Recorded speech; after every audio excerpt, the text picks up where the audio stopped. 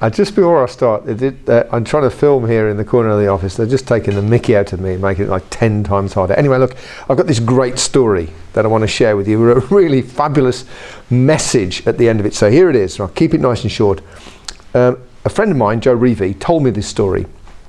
And he was in America with his wife, and they were staying at the Hyatt Regency in Boston, in the harbour.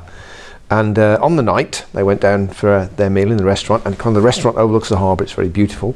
Joe orders what he orders, and Mrs. Reevy orders a Caesar salad with anchovies. Okay, the anchovies are important. Anyway, the meal arrives, no anchovies. Being British, no one sort of said anything really. And then a couple of minutes later, of course, waitress turns up and says, "Everything okay with your meal?" And Joe says, "Well, yeah, but you know, we got like anchovies on the salad." "Yeah, so sorry, you did order that." So she disappeared off, scurries back with a bowl of anchovies. Must have been a month's catch of anchovies in the bowl. I mean, woof, I think we're okay for the rest of the week on the anchovy front. So they're kind of putting them on, it's all going swimmingly well. A couple of minutes later, after that, the restaurant manager hoves into view, and he's like, "Oh, I'm so sorry. Must have ruined your meal. Look, the whole thing is complimentary, including your wine. I'm so sorry."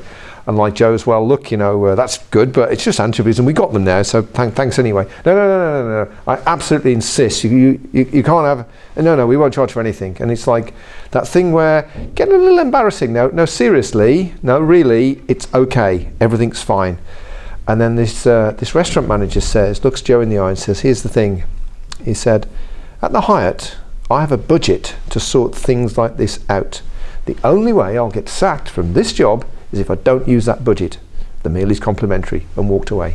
Now, you can take the piss out of that if you want, as much as you like. You know, the fact that it's a bit American and a bit kind of flash and everything. But there's a message here. And I want to share the message with you because that's very powerful. I mean, it's a lovely story anyway, but it's very powerful. Here's the message.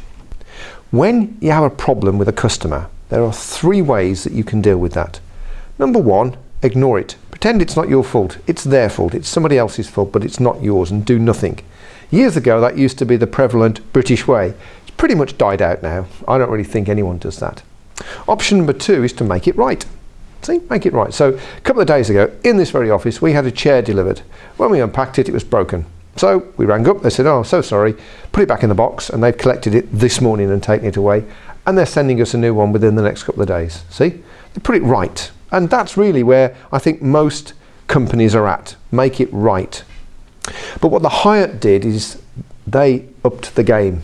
They not just made it right, they made it up. And that's really important. So yeah, here's your anchovies, you're fine, everything's like it was before, but then we're going to go the extra mile. In fact, we're going to go the extra 10 miles.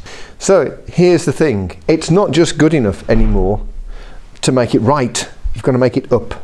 You've got to go the extra mile, you've got to show that this means something to you.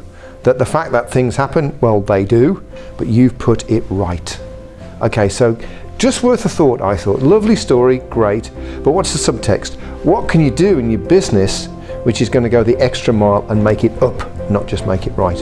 You take care now, and as we say in Flair, if you want it, go and get it.